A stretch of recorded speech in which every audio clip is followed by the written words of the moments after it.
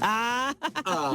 vamos a preguntarle a Maya Fernández, diputada por el Distrito 10 del Partido Socialista. Ya está con nosotros para unirse a la conversación. ¿Cómo estás, Maya? Bienvenida.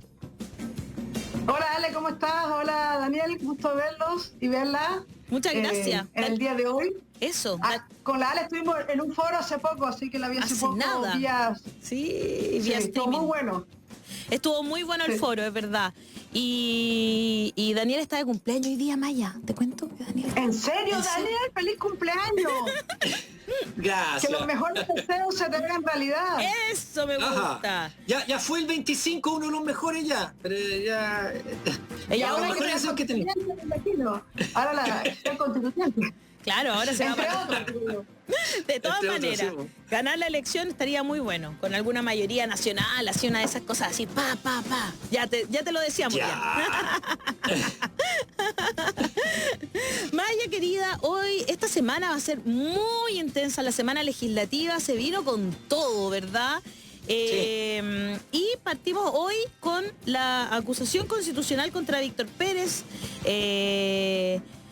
Interesante me parece lo que está pasando ahí en el Congreso. ¿Cómo se ve la cosa con esta acusación constitucional? Como que la Sí, gente... aquí estoy yo en el Congreso. ¿Ya? Aquí estoy con la mascarilla, le decía a Daniel, porque claro, ahora entré a una sala sola, pero estoy aquí en el Congreso. Recién me saqué la mascarilla, ando con ella, pero mira, le decía a Daniel un poco a explicar, esta vez, al igual que en la acusación contra Mañalich, no se va a ver la cuestión previa, que es como siempre el primer voto. Entonces se fue directamente al fondo de la acusación. Estaba hablando el diputado, uno de los diputados acusadores, que es el diputado Asensio. Claro. En este minuto estaba dando las razones de por qué la acusación. Entiendo la defensa, después hablará y después por cada bancada, las bancadas, los diputados, no todos, si no tienen 5 minutos van a poder hablar las bancadas respecto a la acusación. Como dices tú, hay mucha expectativa. Yo soy partidaria de la aprobación, para decirlo al tiro, ¿no? Voy a votar a favor de la acusación por las razones que ha esgrimido la bancada, además a la cual yo pertenezco, donde fue parte firmante de la acusación, con las razones que hemos dicho, desde el tema de los manejos de los camioneros, donde vimos que se paralizó el país, el gobierno no hizo absolutamente nada, entonces hay una contradicción entre quienes son capaces de parar las calles y permitir incluso que no transiten ambulancias. Acuérdense que tuvimos noticias, y en cambio cuando se trata de manifestaciones, enseguida se les actúa por parte de carabineros, actuación de carabineros, enseguida, y no así con los camioneros, y por tanto, además todos los casos de violación de derechos humanos que hemos tenido. Entonces el actuar, y él es el responsable, a pesar que en algún momento los abogados ahí, bueno, Daniel es abogado, pero y lo habrá visto muy bien cuando trataron de, el primer abogado que tenía, Víctor Pérez, porque además cambia el ministro de abogados el último día, los abogados que tenía trataron de deslindar, la atribución en este momento al Ministerio de Defensa, pero la verdad es que lo tiene el Ministerio de Interior.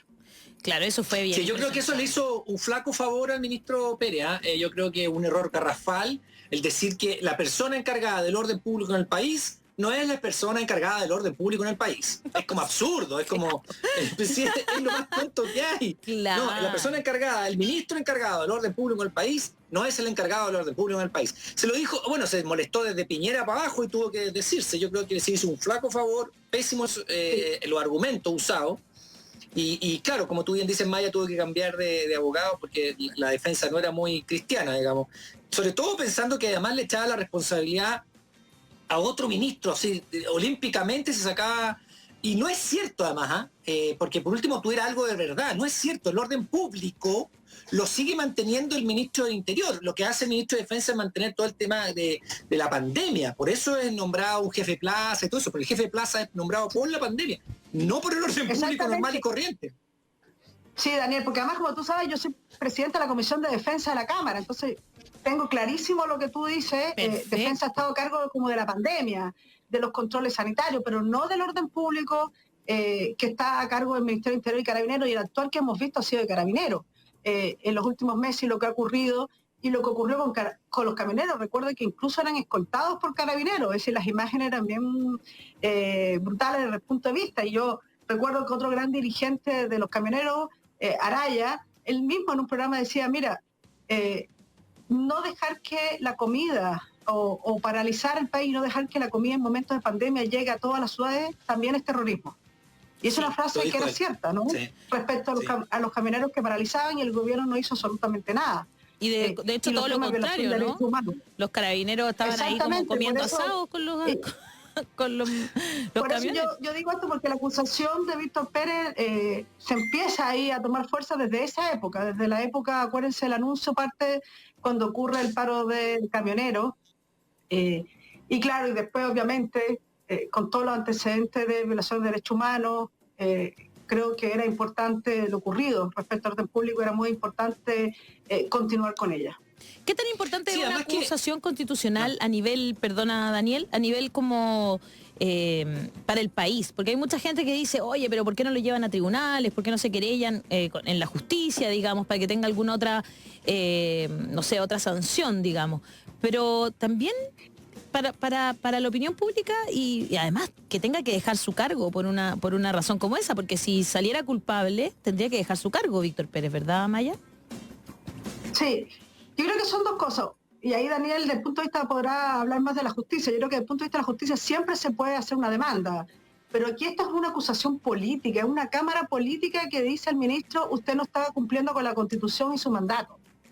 El ministro, tiene un cargo político finalmente, y esto es una acusación política, del actor político. Entonces, claro, es cierto, la ciudadanía puede sentir que esto en su día a día podrá no afectarle, pero sí afecta cuando si uno no le dice a un ministro, mire, usted hubo llamado atención de que hiciera las cosas de manera distinta. No se hizo de manera distinta, corresponde que la Cámara, en este caso, en su rol fiscalizador, en su rol que le da la posibilidad de la acusación, haga esta acusación. Entonces, es un juicio político, no jurídico. Es decir, yo haría esa diferencia y creo que es bueno que el Congreso diga las cosas no se están haciendo bien. Y yo creo que el gobierno hace mucho tiempo no está haciendo las cosas bien. Entonces, si no les decimos, no lo están haciendo bien, finalmente a la Cámara le va a traer, y a nosotros por no haber hecho nada a futuro, si esto sigue ocurriendo, ¿no? Si tenemos más casos de violación de derechos humanos. Entonces, el juicio político yo creo que es muy importante. Estoy absolutamente de acuerdo con Amaya. ¿Por qué? Porque lo que la Amaya dice es una verdad a gritos. Se reclama que el Congreso, se reclama que los políticos, pero no sabe mucha gente que el Congreso tiene las manos bastante amarradas por todo el excesivo presidencialismo que hay. Claro. Entonces se le exige al Congreso cosas que no pueden hacer, en la medida de lo posible han hecho cosas, y ahí yo tengo una grave diferencia con muchos que acusan a los partidos políticos, al Congreso en general, sin haberse fijado todo lo que han hecho, a pesar de los pocos instrumentos que tienen. Ayer nos explicaba Lía que el Congreso tiene pocas atribuciones respecto a la ley de presupuesto, por ejemplo, para oponerse a ciertas cosas, tiene muy pocas facultades, las pocas que tiene las usa. Entonces hay una desnivel enorme entre el poder del Ejecutivo y el poder del Parlamento hoy día, y eso hay que cambiar la nueva Constitución. Ahora, ojo, este juicio político, de responsabilidad política, donde el Congreso se pronuncia y dice, usted está haciendo las cosas mal, Blumel salvó jabonado. El anterior sí salió acusado constitucionalmente. El tercero, espero que también salga acusado constitucionalmente. O sea, es una clara muestra de que el gobierno está haciendo las cosas mal y el Congreso se lo hace ver. Ojo con eso. Y en términos de la querella criminal, ya sí también tiene, para la persona que nos preguntaba, sí tiene querellas criminales. Querellas criminales tiene y varias el ministro de Interior, que van a seguir su propio rumbo y derrotero por fiscalía, por investigando y por la justicia. Pero como dice, acá hay dos frentes y puede haber un tercer frente. Mira lo que estoy diciendo. A ver. El primer frente es juicio político a través de la acusación constitucional que está contándonos Maya. Segundo, la querella criminal en los tribunales. Y tercero, eventualmente aquellos que hayan sido dañados por el Estado van a hablar demandas civiles contra el Estado después. No se puede ir en tercer lugar. Lo que te quería preguntar, Maya, ya todo este preámbulo, y disculpen, bueno, me tomo la libertad porque estoy de cumpleaños. ¿Qué piensas tú del toque de queda, Maya? Porque mira, nosotros con la Alejandra venimos reclamando hace mucho rato los dos, que no es una medida que controle la pandemia, el toque de queda, sino que una medida de control político, una medida de control social. Social. ¿Qué piensas tú de eso? Bueno, con tristeza veo que no me lees en Twitter. No, lo que pasa es que yo puse un Twitter justamente Sí lo diciendo que yo tengo, entendía. y te sigo. Ya. Que yo creía No ve que Twitter el toque de queda, no, eso era una broma, no, Sí. pero el toque de queda ya no tenía sentido de ser cuando uno ve que el ministro dice, estamos entrando, el ministro de Salud en este caso, estoy diciendo, estamos entrando a una normalidad. Claro. Tú ves la movilidad, está todo abierto, entonces tú dices, ¿por qué la gente, por qué el toque de queda, no? Tal vez hablemos de comunes cuarentena, a lo mejor podría tener un sentido de ser desde el punto de vista de control sanitario, pero las comunas que ya no están en cuarentena, en las comunas que hay una alta movilidad, sobre todo no tiene ningún sentido de ser, a mi modo de ver. Entonces, como dices tú, finalmente lo que se hace, se está utilizando, y ese es mi temor, y por eso puse ese Twitter, para cortar las libertades ciudadanas. Y de hecho mucha gente que me escribió para decir, no, el toque queda súper importante porque ya no hay fiesta, ya no hay ruidos molestos. Entonces, ese no es el objetivo del toque de queda, y hay que tener mucho cuidado porque ahí entramos en una delicada zona, por decirlo de alguna forma, en que la gente cree que con eso van a controlar la violencia. No es ese el objetivo del toque de queda. No podemos tener militares permanentemente en la calle como algunos creen, como para controlar el orden público. Eso no corresponde. Entonces, las libertades ciudadanas son muy importantes, la democracia es muy importante. Entonces, yo puse ahí una crítica, porque yo sentía de verdad que el toque de queda no tenía sentido de ser. Ahora, no entiendo por qué entre las 12 y las 5 de la mañana, no sé cuánta gente se moviliza entre las 12 de la noche y las 5 de la mañana, es medio raro, es decir, porque es cuando no hay movilidad. Entonces, Exacto. siento que tienen mucho de control ciudadano respecto a mantener orden, más que el objetivo que era un tema de pandemia, de control sanitario.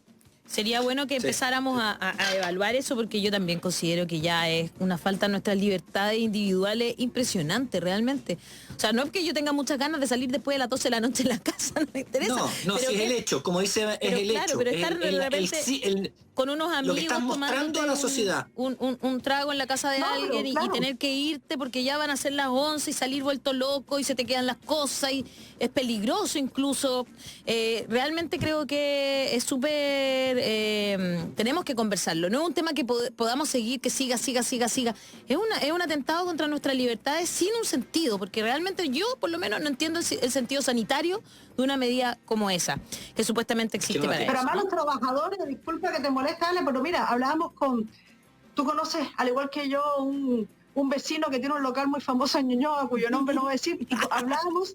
Hagámosle propaganda nomás, vamos, a las lanzas, que nosotros vamos siempre, nos encontramos ahí. Conversamos cómo los trabajadores que por un lado les dicen, pueden volver a sus trabajos, los locales, el gobierno siempre dice, hay que salvar a los locales, qué bueno, que pueden hablar con todas las medidas sanitarias, pymes, que no sé qué.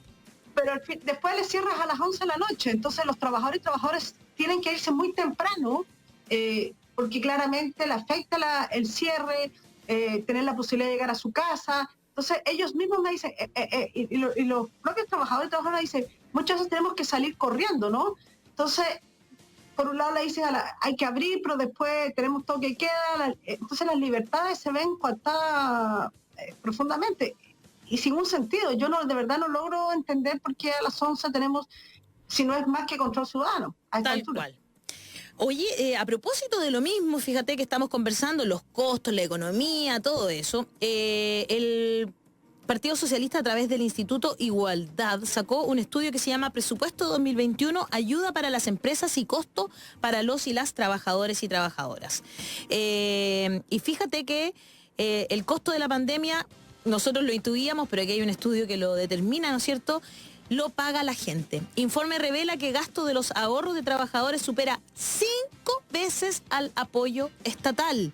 El estudio, que fue elaborado por el Partido Socialista con el apoyo del Instituto Igualdad, asegura que la crisis fue pagada por las trabajadoras y los trabajadores y que el gobierno no protegió a las personas. En total son cerca de 17.500 millones de dólares los que se han gastado, pero que se desglosan en más de 16.000 millones que salieron del retiro del 10% de la AFP y 1.500 millones de las cuentas de seguro de cesantía a través de la Ley de Protección de Empleo. En tanto, el fisco solo ha destinado, escuche bien usted, 5.000 millones para ayudas sociales directas, considerando el bono COVID, el ingreso familiar de emergencia y el bono clase media, entre otros.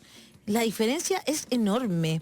El gasto fiscal en pandemia fue insuficiente y tardío, se afirma en el texto. También se explica cómo más de 800.000 trabajadores se tuvieron que acoger a la ley de protección del empleo y vieron reducidos sus ingresos con el correr de los meses, agotando los fondos de sus cuentas individuales del seguro de cesantía sin recibir ninguna ayuda adicional que permitiera completar sus ingresos. Se hace un llamado de alerta, dado que en Chile hay aproximadamente 15,7 millones de personas en edad de trabajar y actualmente los ocupados son menos de la mitad.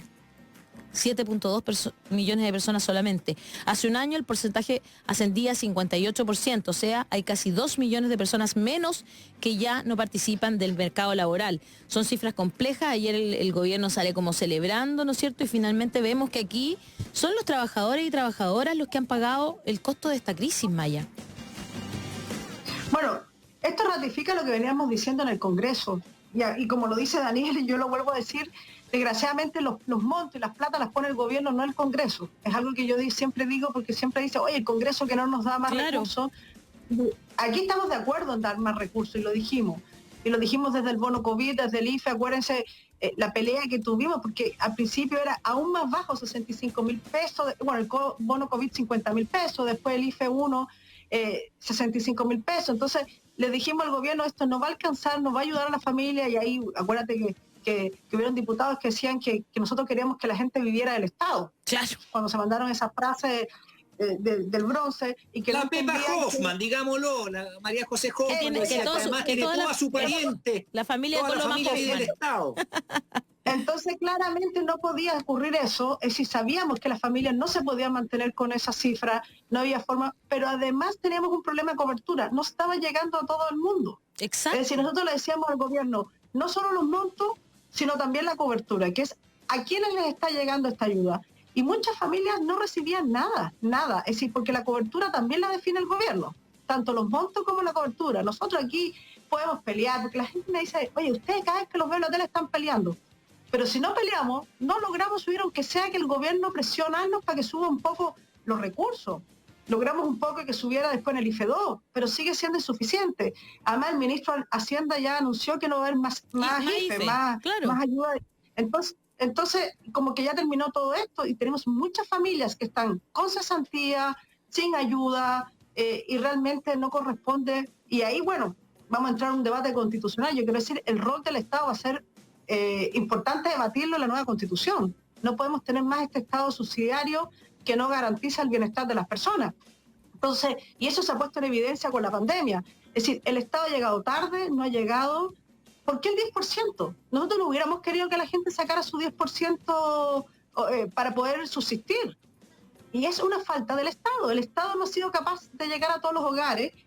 Y bueno, la clase media, perdóname, lo único que han hecho es perseguir a la gente que supuestamente no podría haber cobrado el bono, los 500.000 pesos, no dice nada por las otras, cuando el Servicio de Impuesto Interno le perdona deuda a los grandes empresarios, pero aquí viene una persecución. Entonces, nadie, de verdad uno siente que este gobierno no le ha importado a la gente en ese sentido. Después tuvimos las cajas, acuérdense el show de las cajas, repartiendo cajas, fotos. Nadie sabe qué pasó con esas segundas cajas, si le llegó a alguien, si no llegó. Ah, sí. Realmente, cierto. Vimos el show nomás ahí en el Movistar Arena. Por eso te digo, entonces, ¿qué sentimos? Que siento que el gobierno dice, no, ha existido una cierta reactivación económica, entonces ya la gente no necesita ayuda, y es no entender que hay muchos hogares que requieren ayuda.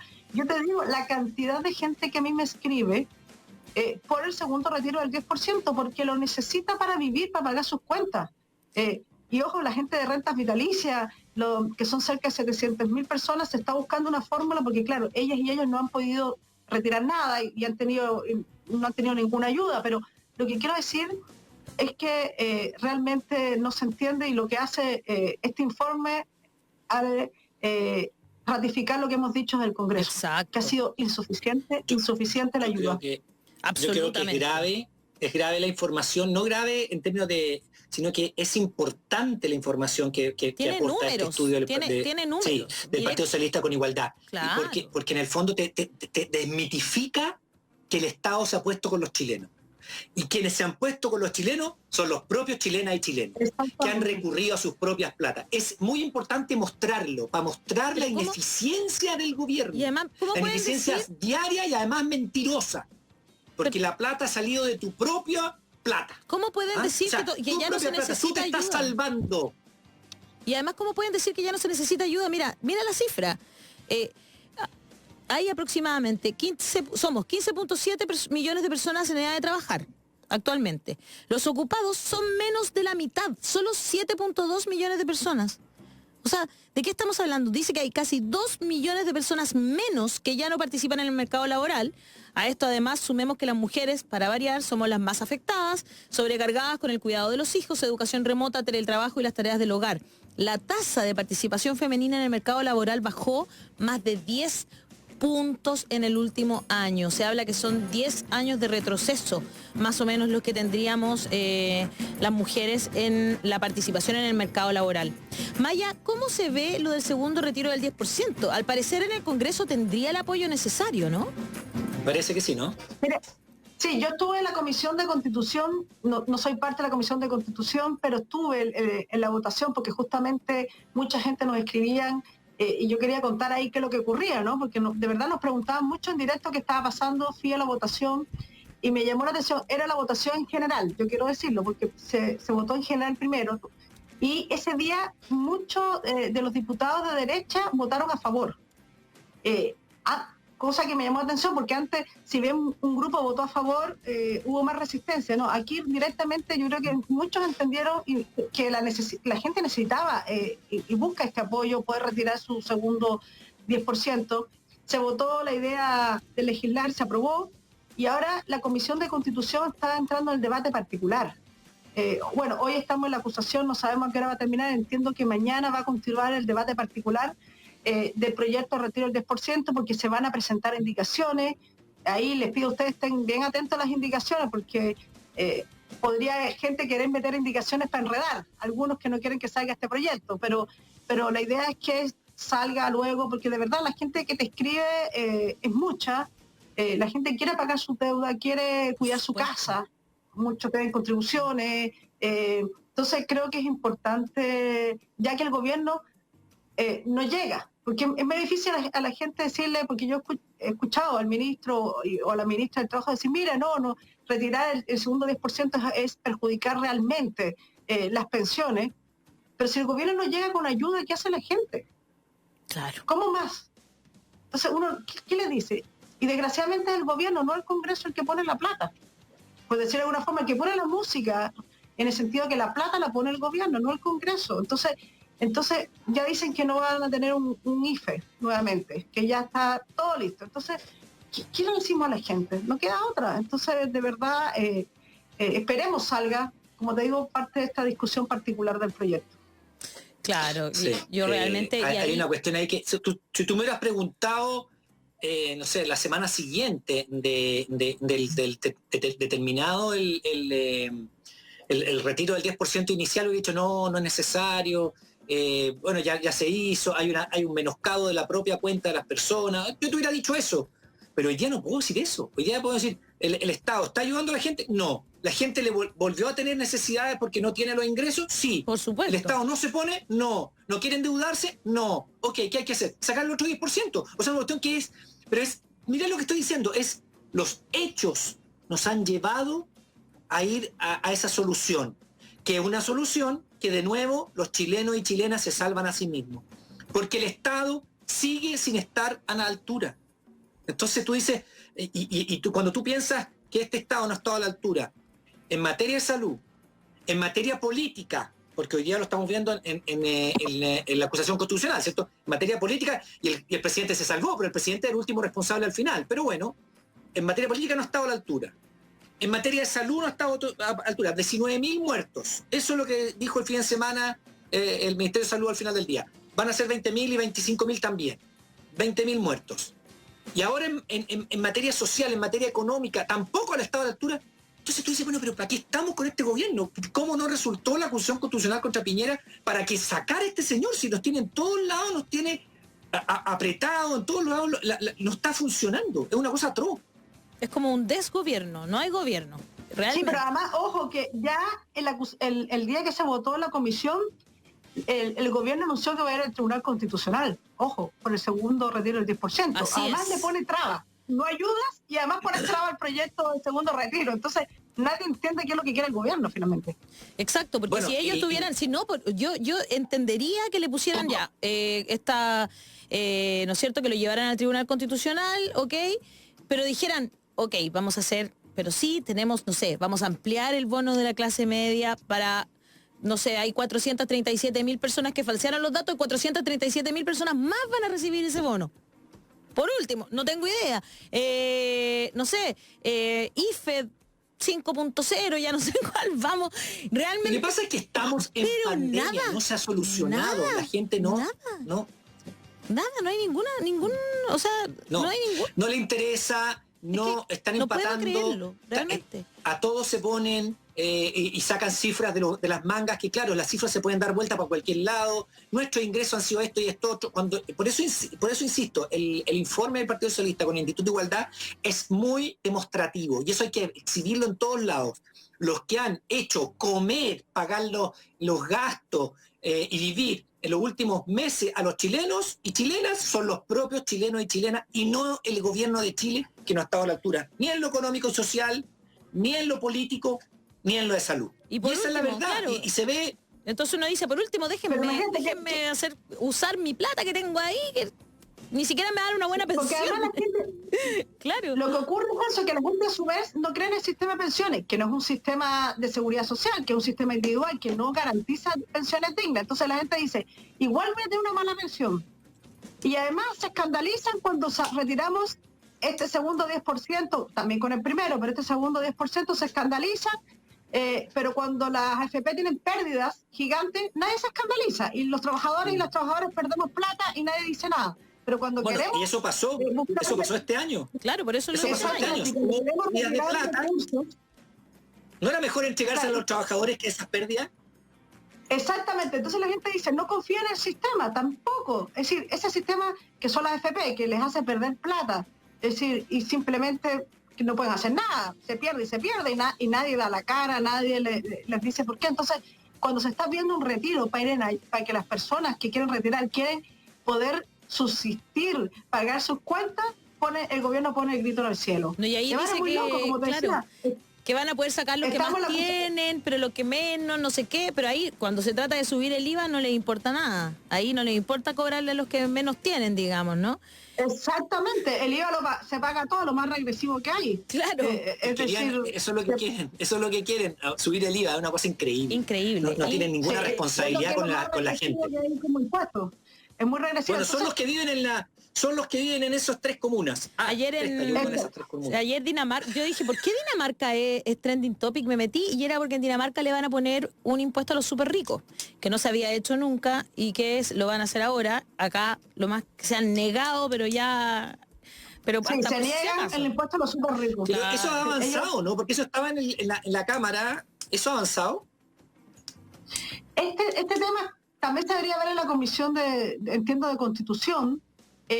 Yo no estoy, pero te voy a averiguar bien porque entiendo que se había empezado a debatir. Yo creo que lo que sí, en este momento se le dio prioridad al retiro del 10% porque de verdad la gente nos escribía mucho. Que lo necesitan. Siendo que el otro tema no va a quedar de lado. Vamos a insistir. Claro. Para que quede claro, no es que se haya abandonado ese proyecto para nada, todo lo contrario, va a ser un proyecto que hay que abordar. El impuesto a súper rico, porque lo que no puede ocurrir es que esa propuesta de aumentar el IVA que paguen todos los chilenos, el que tiene menos y el que tiene mucho, el que no tiene nada, me parece lo menos regresivo que hay, impresentable. La verdad que una sociedad democrática de ahora tiene que pensar en redistribuir, y muchos países, porque nos comparamos con los países europeos, como Nueva Zelanda y otros, esos países, muchos empresarios incluso son partidarios de pagar más impuestos, porque entienden que el que tiene más tiene que aportar más. Entonces, pero siento que en Chile nosotros tenemos como un empresariado mucho más poco flexible, muy cerrado, no quiere nada, no quiere ceder nada. Entonces yo creo que es importante también ese cambio desde el punto de vista empresarial. Absolutamente, y de los medios también, porque después hacemos teletones y cosas así parecidas, resulta, para que ellos se laven su imagen, pero les encanta la caridad, pero no les encanta cuando realmente tienen que ponerse para ser solidarios con todos y todas los chilenos. Alejandra Guzmán dice en Facebook, necesitamos el segundo retiro porque no no tenemos trabajo y no tenemos ayuda de este gobierno, nada de las arcas fiscales no se tocaron para ayudar, porque nosotros hemos pagado todo. CCFF Andy dice: hola, en relación al retiro del 10% y la solicitud de retención por deudas de pensión de alimentos, a la fecha aún los alimentantes no reciben los dineros de las AFP. Es una denuncia esto, ¿no? Que hay muchos que todavía no han recibido lo que pertenece a las deudas de pensión alimenticia.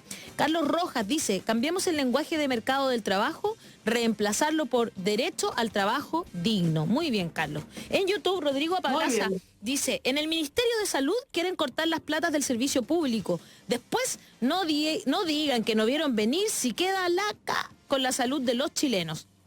Carolina O: y los dineros de la Fundación Jaime Amigui di Pinochet, se refiere a lo que pasó con Jaime Guzmán. Te voy a preguntar sobre eso, Maya, con lo de la Fundación Jaime Guzmán. Pero Paulina R. dice mientras: bueno, entonces que el Congreso se mueva para cambiar las leyes y permitir que ellos administren el presupuesto o gran parte de este.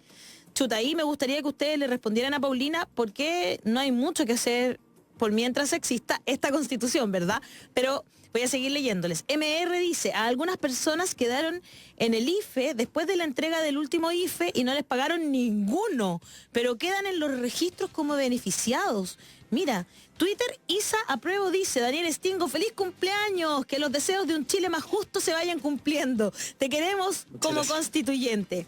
Yuraka dice: hay más respeto por la canción Congelado de Cachureos que el mismo toque de queda. Es verdad, yo he visto. Debo confesar, voy a hacer una confesión. He salido después de las 11 de mi casa y he visto muchos autos pasando por la calle. La decadente con brillo: Chile es de no creer, haciéndole collera a los libros de universos distópicos y ganándole a la ficción con creces este gobierno. Hay un par de cosas interesantes. Carolina O pregunta por lo de la Fundación Jaime Guzmán, que se supo ayer, Maya, ¿no es cierto? Y estas platas que varios diputados de la UDI habrían hecho uso de estas platas públicas, ¿no es cierto?, para pagar el mismo informe, 20 informes copiados, digamos, a la Fundación Jaime Guzmán. ¿Qué te parece eso? ¿Cómo está funcionando, no? Sí, yo creo que ese delito, entiendo, porque yo no vi el programa, pero de asesoría externa. Y yo quiero aclarar, porque por si acaso, a propósito del Instituto de Igualdad, nosotros no tenemos asesoría externa. De hecho, nosotros a raíz de este periodo decidimos que ya nadie tenga. Entonces, para aclararlo enseguida, en el sentido de la bancada del Partido Socialista. Uh-huh. Y ellos tienen asesoría externa y pagan estos informes que claramente es impresentable. Es decir, que el mismo informe todos lo paguen. Es decir, es un engaño que además es muy claro, ¿no? Y creo que no corresponde, y se tendrá cuenta de ello, porque de verdad, desde el punto de vista, y ahí sí genera un daño, ¿no? Un daño respecto a la labor que se realiza. Y eso no corresponde realmente. Perfecto. Y ahora me gustaría que habláramos sobre esto que también preguntaba el público, que me parece muy interesante, que tiene que ver qué se puede hacer, si pueden hacer algo el Congreso para administrar plata. Eso no se puede, ¿no? Porque está determinado en la Constitución. No. Todas las iniciativas que impliquen platas fiscales son de iniciativa solo del presidente de la República. No hay iniciativa parlamentaria en administración y poner platas públicas del erario nacional, digamos, en alguna ley. No es posible, porque no es posible. Claro, el Congreso no podría cambiar eso, Maya, bajo ninguna, porque sería inconstitucional. Primero porque tendría que hacer una reforma constitucional con votos que nosotros no tenemos, es decir, y menos cuando ya vamos a debatir, ya Chile aprobó la posible nueva constitución. Claro. Entonces, creo que el momento va a ser ese. ¿Qué tipo de sistema político requerimos? Yo creo que el sistema hiperpresidencialista que tenemos, que es que el presidente decide todo en Chile respecto al presupuesto, lo hace a través de su ministro de Hacienda, pero el que tiene la potestad es él. El que pone la plata, por decirlo de alguna forma, es el presidente de la República.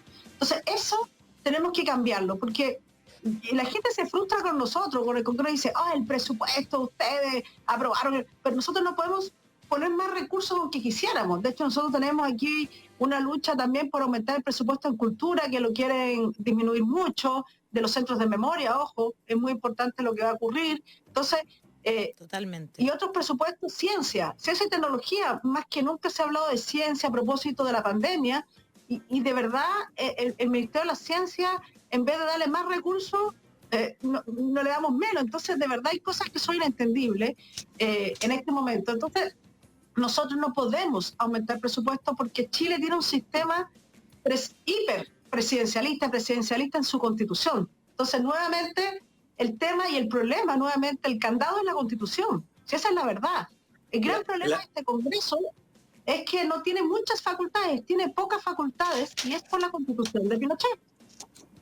Exacto. Sí, la Lía Arroyo, que es del Instituto Igualdad también, ¿no? Sí. Sí. Nos explicaba la Lía Arroyo que no pueden rechazar partidas sino para gastos variables, lo cual, claro, puede producirle un daño al gobierno. Daño, quiero decir, en que hay que sentarse a conversar, que se entiende. O sea, si él me saca plata, lo explicaba la Lía ayer, al Ministerio de Ciencia, bueno, yo le digo, ¿sabes qué? Te voy a rechazar esto en la del gasto variable en este lado, porque yo creo que tenemos que conversar que no puedes bajarle plata al Ministerio de Ciencia, o no puedes bajarle plata al Ministerio de Cultura, bájale por otro lado, haz un entrecruce, no compres 3 tanques más, compra un tanque no más, ¿me cachai? O sea, pero son formas de negociación política, pero el Congreso tiene, y bueno, yo creo que es un poquito tarde para ver una cosa, o sea, no es tarde, pero pucha que nos demoramos en ver que el Congreso tenía pocas facultades y haberlo mostrado así públicamente. Yo creo que a demasiados años el Congreso se quedó callado, no mostrando su molestia por la cantidad mínima de facultades que tiene. Y esto involucra también a los gobiernos de la concertación y a los diputados de derecha también. O sea, todos mezclados ahí, nunca quisieron hacer alguna modificación de la Constitución que implicara que el Congreso tuviera alguna facultad que pudiera ponerse un poquito más en contraposición con el Ejecutivo, si es muy grande el poder que tiene el Ejecutivo, como decía Maya, respecto del Congreso. Sí, y de hecho yo creo que también tiene que ver con que en Chile, a la vuelta a la democracia, dejamos de tener algo muy importante que era educación cívica. Entonces mucha gente no sabe esto de las facultades del Congreso y las facultades del gobierno, y que nosotros no ponemos los recursos ni las platas, ¿no? Entonces creo que es importante lo que dice Daniel, porque es cierto, yo creo que durante muchos años no se le dijo a la ciudadanía, mire, el Congreso no tiene facultad para cambiar esto. Yo creo que nunca hubiéramos tenido el quórum para cambiar el sistema presidencialista que tenemos. Yo creo que nunca lo hubiéramos alcanzado porque la derecha no iba a querer cambiarlo, y hay que decirlo, pero creo que se debió haber buscado y haber buscado desde la ciudadanía el apoyo ciudadano que se requería para cambiar esas cosas. Como se dice, armar fuerza con la ciudadanía. Y eso yo también siempre he dicho que esa desvinculación no fue buena, fue lamentable, porque hubiéramos avanzado mucho más en temas tan importantes como la lucha de la injusticia social. Tal cual. Oye, nos quedan muy poquitos minutos de programa. Maya, una pregunta que te tengo que hacer. Se está conversando sobre hacer primarias ciudadanas en Ñuñoa y en Providencia, que son parte de tu distrito, también en Santiago, entiendo, en Santiago Centro. ¿Qué te parece esa idea? ¿Apoyas la idea de primarias ciudadanas? Yo encuentro que es súper potente, de verdad. Yo soy partidaria de la unidad. Ustedes saben que yo he estado en este tema de la unidad. Unidad, obviamente, no una unidad vacía, sino una unidad de contenido. Y yo creo que tanto en las comunas de Providencia, Santiago, Ñuñoa, hay una diversidad de candidatas y candidatos. Y yo creo que es muy bueno una primaria de ideas, una primaria donde la ciudadanía puede informarse y tener unidad después respecto a quien gane esa candidatura, a quien gane esa primaria. Yo creo de verdad, y sería además un ejemplo de lo que no está ocurriendo a nivel de los partidos, en el sentido de las directivas partidarias y los acuerdos. Yo creo que de verdad se requiere unidad si queremos avanzar. Y esto a propósito también del tema constituyente. Es decir, creo que las fuerzas que tenemos una mirada común de las cosas que hay que transformar, de las cosas que queremos cambiar para un Chile mejor, para una mejor sociedad, tenemos que ser capaces de impulsar la unidad. Y creo que las primarias son fundamentales y de verdad tienen un carácter democrático y ciudadano, así que yo creo que es lo mejor que puede ocurrir. Desde los territorios, además, el tema territorial es muy importante. Sí, importantísimo. Yo siento que ahí, y también le daría validez, tenemos una oportunidad única, creo yo.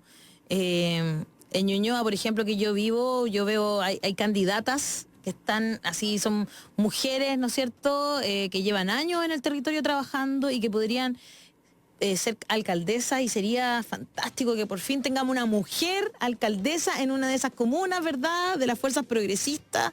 Sería maravilloso que podamos hacer primaria ciudadana. Yo también creo que es una gran oportunidad que tenemos y ojalá que no la perdamos. Y además se desmitifican que las comunas son de derecha o no son de derecha. Aquí las únicas que son de derecha así acérrimas son las tres, Las Condes, Vitacura y Barnechea. Perdona que sea brutal en mi, así como, ay, pero no podéis decir eso. Bueno, pero hay oportunidad.